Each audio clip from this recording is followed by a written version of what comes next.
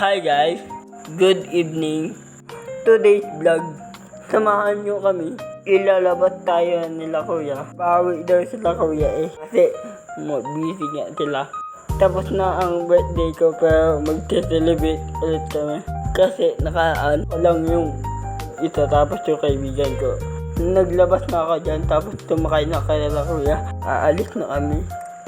Bale, 3 kami dyan. At 3 din. Bale, 2 motor.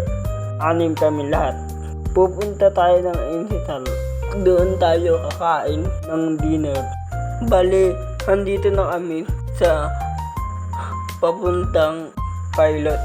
Andito na kami sa pilot. At medyo malapit-lapit na kami. Ito na kami nagdaan para sa gat. At ito, andito na kami sa bayan. Pupunta na kami ng Insital. Maya lang andito na kami sa Insital na kung saan dyan kami kakain. Papasok na ako. Uupo na yun kami. Sabi ko dyan kay kuya, mauna na ako dun sa upuan. Dito na ako sa loob. At habang hinihintay sila kuya, siyempre papogi muna ako. Kunti lang ang tao. Pero habang tumatagal, dumadami yung tao. Iba talaga ang Insital. Malaki talaga ang income. Tignan nyo, walang katao-tao pero konti lang. Marami na yun yan. Bigla lang naman dumating sila ate. Kaya ako, tamang kupal muna habang ginintay yung pagkain. Nagpunta muna ako sa CR at gugas ng kamay bago kumain. At pagbalik ko, ito na pala.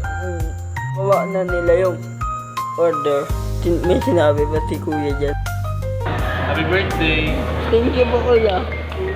Salamat din kuya kasi busy kayo. Nagawa niyo pa kami ilabas. Kaya ito, kumakaan na kami. Kasi nyo na hanggang dulo.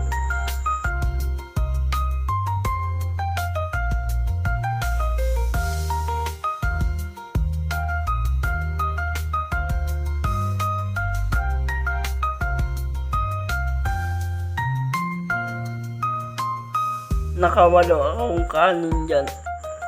Tawa na lang yung naglagay ng ito. Tapos na kami. Siyempre, nagpasalamat kami kay kuya. Siya lang naman naglabas sa amin. Gugas na ako ng kamay dyan bago umalis. Shout out pala sa bagong followers natin dyan. Mabuhay kayo hanggat mabuhay kayo. Dito muna magtatapos ang aking vlog. Salamat sa panonood. Bye bye.